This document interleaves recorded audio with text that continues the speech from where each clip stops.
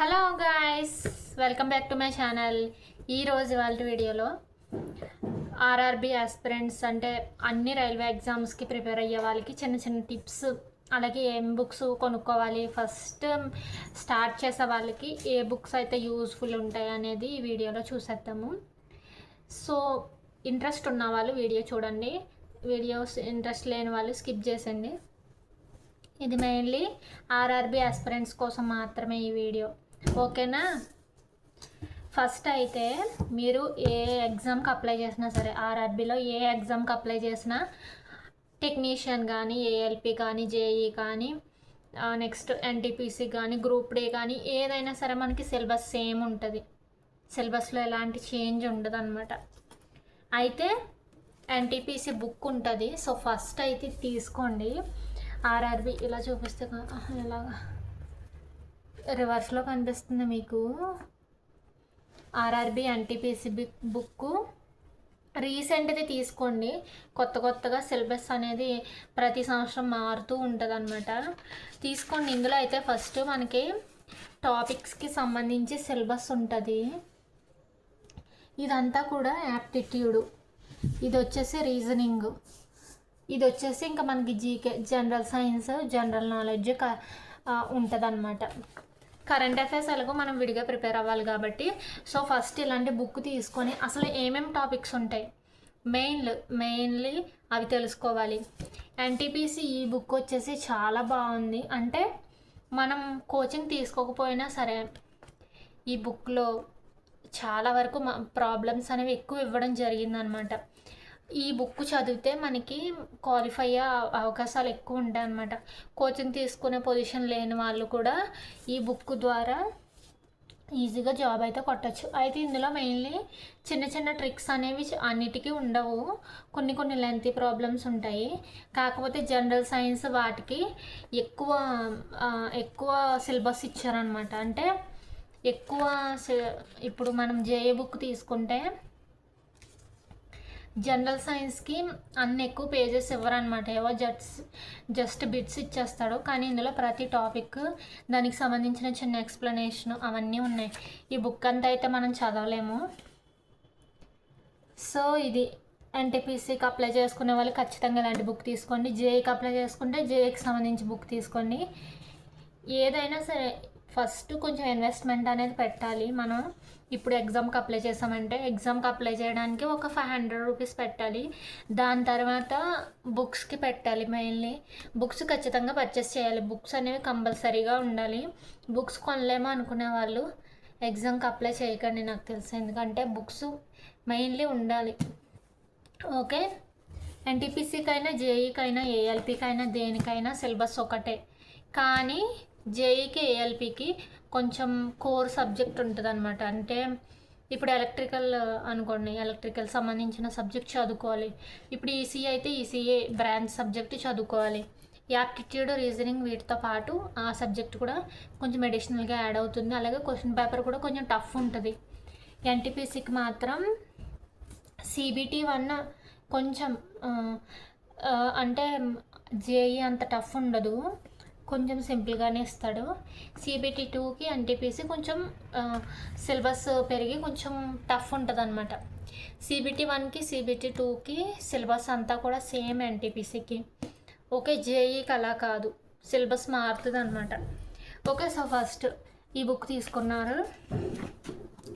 తర్వాత ఇది తీసుకున్నా సరే ఇలాంటి బుక్స్ తీసుకోండి మీరు ఖచ్చితంగా. ఇలాంటివి మనకి మార్కెట్లో చాలా వచ్చినాయి. కోటికి వెళ్ళమంటే 100 బుక్స్ ఉంటాయి ఇలాంటివి. సో చూసి తీసుకోండి. రీజనింగ్ బుక్ తీసుకోండి ఖచ్చితంగా. ఈ బుక్ అయితే చెప్పాలంటే ది బెస్ట్ అని చెప్పచ్చు. ఈ బుక్ జస్ట్ ప్రిపేర్ అయ్యి మనం వెళ్ళి ఎగ్జామ్ రాసి వచ్చేది చాలా ఉంది. మనం కోచింగ్ కూడా చెప్పించుకోక్కర్లేదు. చాలా అంటే చాలా ట్రిక్స్ ఉంటాయి అన్నమాట. సింపుల్ షార్ట్ కట్స్ మనం కోచింగ్లో ఎలా అయితే చెప్తారో అలా చిన్న ఫార్ములాస్, చిన్న షార్ట్ కట్స్ అనమాట. ఇది మనం చూసామంటే చాలు మనకి ఇలాగా లెసన్ అనేది ఈజీగా మనకి గుర్తుంటుంది. ఇలాంటి బుక్ తీసుకోండి. ఇందులో రీజనింగ్కి సంబంధించి అన్ని టాపిక్స్ కవర్ అయిపోతాయి. ప్రతి బుక్ కూడా అరౌండ్ 500 ఉంటుంది.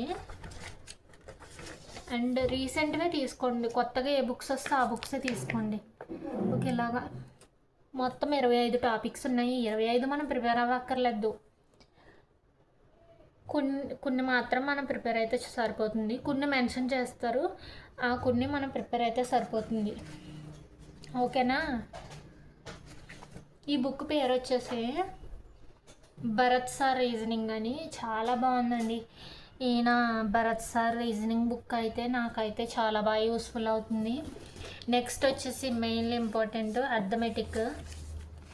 Arithmetic book. ఇది కూడా బాగుంది, కానీ చాలా ప్రాబ్లమ్స్ ఉంటాయి. అంటే లెసన్కి సంబంధించి 200-300 క్వశ్చన్స్ ఉంటాయి. ఒక్కో లెసన్కి వచ్చి 20-30 పేజీలు, ఒక్కో లెసన్కి వచ్చి 70 పేజీలు అలా ఉంటుంది. అంతే మనకి అర్థమెటిక్ యాప్టిట్యూడ్ అంటే అలాగే ఉంటుంది కదా.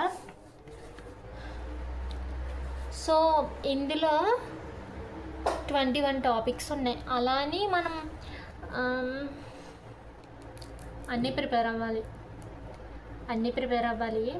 ఎన్టీపీసీలో కొన్ని లెసన్స్ ఉండవు అనమాట. అవి స్కిప్ చేసేస్తే సరిపోద్ది. ఏఎల్పీకి జేఈకి మాత్రం ఈ టాపిక్స్ అన్నీ ప్రిపేర్ అవ్వాలి.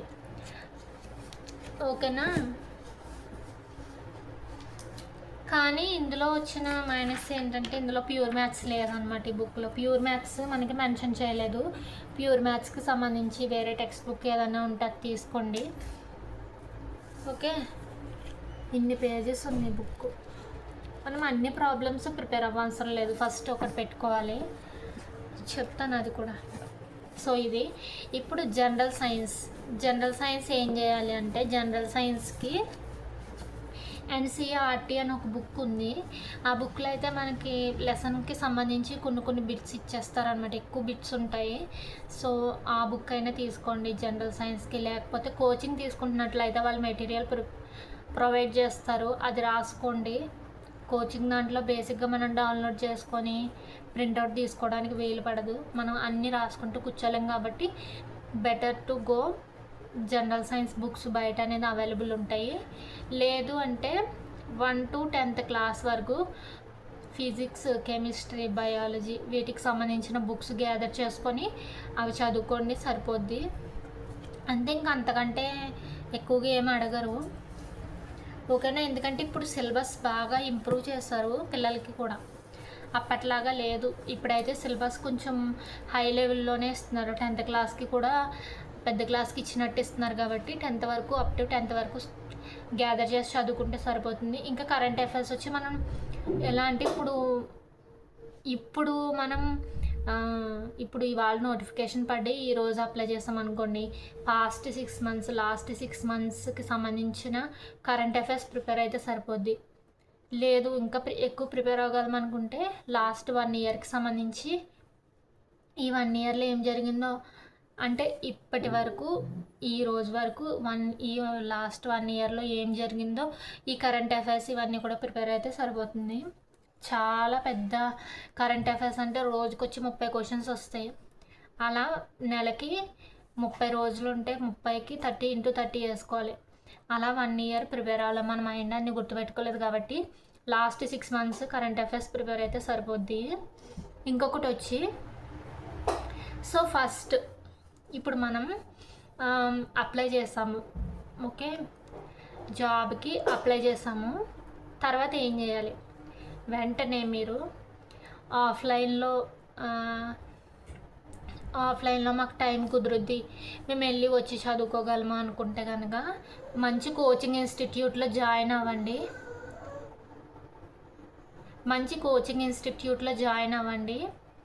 ఓకేనా. సో కోచింగ్ ఇన్స్టిట్యూట్లో జాయిన్ అయితే చాలా బాగుంటుంది. కాకపోతే ఇప్పుడు రేట్లు అసలు మామూలుగా లేవు. ఆన్లైన్లోనే తక్కువ ఉంటున్నాయి. లేదు మేము ఇంట్లో ఉండే చదువుకోగలం, మేనేజ్ చేసుకుంటామంటే బెటర్ ఆప్షన్ ఇంట్లో ఉండేట్టుగా ఆన్లైన్లో జాయిన్ అయిపోండి. ఏదైనా మంచి బెస్ట్ ఇన్స్టిట్యూట్ చూసి, బెస్ట్ కోచింగ్ యాప్ చూసి జాయిన్ అవ్వండి. అందరూ అవే చెప్తారు. బేసిక్గా ఇప్పుడు ఐఎస్ఈ, విఎంఆర్ లాజిక్స్ ఏదైనా సరే ఏ యాప్ చూసుకున్నా అన్నీ సేమ్ టాపిక్స్ అవే ఉంటాయి, అవే క్వశ్చన్స్ ఉంటాయి. ఏవో చిన్న చేంజెస్ ఉంటాయి తప్పితే. కొంచెం మంచి రివ్యూస్ చూసి తీసుకోండి. మనకి ఏదైనా సరే ఫస్ట్ మనకి సబ్జెక్ట్ మంచిగా అర్థం కావాలి కాబట్టి సో ఏదైతే మంచిగా ఉందో అది చూసి తీసుకోండి. కూర్చో. ఓకే, తీసుకోండి.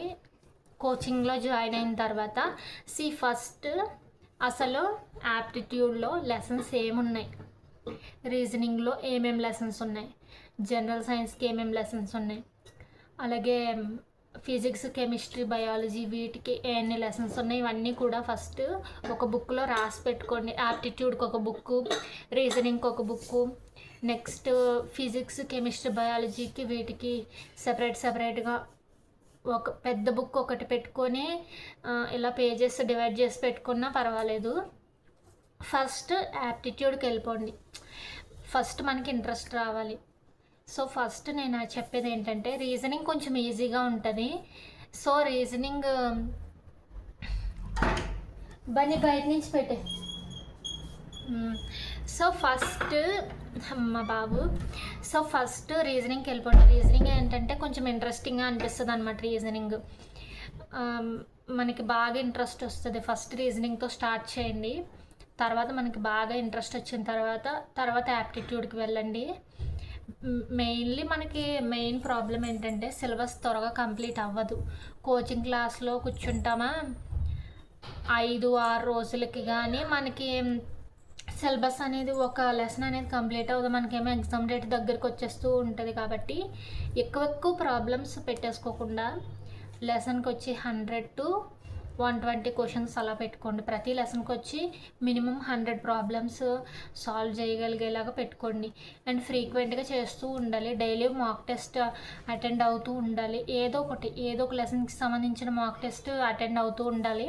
అలాగే ప్రతిరోజు కూడా general science, history, chemistry, physics, biology వీటికి కూడా ప్రిఫరెన్స్ ఇవ్వాలి. చాలామంది చెప్తారు ఇవ్వద్దు అనేసి, కానీ మనం ఏంటంటే యాప్టిట్యూడ్, రీజనింగ్లో మనం ఎంత ప్రిపేర్ అయినా సరే ఎక్కడో చోట తప్పులు చేస్తూ ఉంటాం. కాబట్టి జనరల్ సైన్స్కి ఎక్కువ ప్రిఫరెన్స్ ఇస్తే కనుక మనం కొంచెం కాన్సన్ట్రేట్ చేయగలుగుతాం. అంటే మనం అవన్నీ కూడా చిన్నప్పటి నుంచి చదువుకుంటూ వచ్చినాయే కాబట్టి ఒక్కసారి కోచింగ్ క్లాస్లో అవన్నీ మనకి గుర్తొస్తూ ఉంటాయి కదా, అవన్నీ కూడా బాగా రిజిస్టర్ అవుతూ ఉంటాయి. వీటన్నిటికీ సింపుల్గా ఏంటంటే మనం హార్డ్ వర్క్ అంటే కూడా స్మార్ట్ వర్క్ అనేది చాలా ఇంపార్టెంట్. మనం ఎంత టైం వెచ్చించామనే కంటే కూడా మనం ఎంత బాగా టాపిక్ని మనం ఎంత బాగా అర్థం చేసుకున్నాము, అది మనకి ఎలా గుర్తుంది అనేది ఇంపార్టెంట్. ఇప్పుడు మనం 10 గంటలు కూర్చొని ఒక టాపిక్ నేర్చుకున్నా అది మనకి సరిగా అర్థం కాలేదంటే అది వేస్ట్ కదా, 10 గంటలు వేస్ట్ అయిపోయినట్టే. సో ఏదైనా సరే ఫస్ట్ ఏ టాపిక్ అయినా సరే ఇంట్రెస్టింగ్గా స్టార్ట్ చేయండి. ఇది నేను చేయగలుగుతాను, ఇది ఈజీ అన్నప్పుడు మీకు మూడ్ ఎప్పుడు బాగుంటుందో అప్పుడు యాప్టిట్యూడ్కి వెళ్ళండి. సో మనకి ఎప్పుడు కూడా ప్రతిరోజు కూడా మినిమం 5 నుంచి 6 గంటలు ఎక్కువ చదవడానికి ట్రై చేయండి. ప్రతిరోజు కూడా అన్ని సబ్జెక్ట్స్ కవర్ చేసుకుంటూ వెళ్ళండి. ఈజీగా మీరు క్రాక్ చేయగలుగుతారు. సో ఇవే. సో మెయిన్లీ హౌస్ వైఫ్స్కి వచ్చేసి ఇంట్లో పనులు ఎక్కువ ఉంటాయి, టైం మేనేజ్ చేయలేరు. ఏం కాదు, మిగిలిన టైంలో చదువుకుంటూ ఉండండి. మనకి ఇచ్చిన అవకాశాన్ని ఎప్పుడు కూడా గివప్ చేయకూడదు. సో నేను కూడా అలాగే స్టార్ట్ చేశాను. సో ఓకేనా. సో ఈ టిప్స్ అన్నీ కూడా మీకు యూస్ఫుల్ అయ్యాయని అనిపిస్తాను. ఇంకా కొంచెం టిప్స్ ఉన్నాయి, అవన్నీ కూడా ఇంకా నెక్స్ట్ వీడియోలో పోస్ట్ చేస్తాను. సో వీడియో కనుక మీకు యూస్ఫుల్ అనిపిస్తే please do like, share and subscribe to this channel.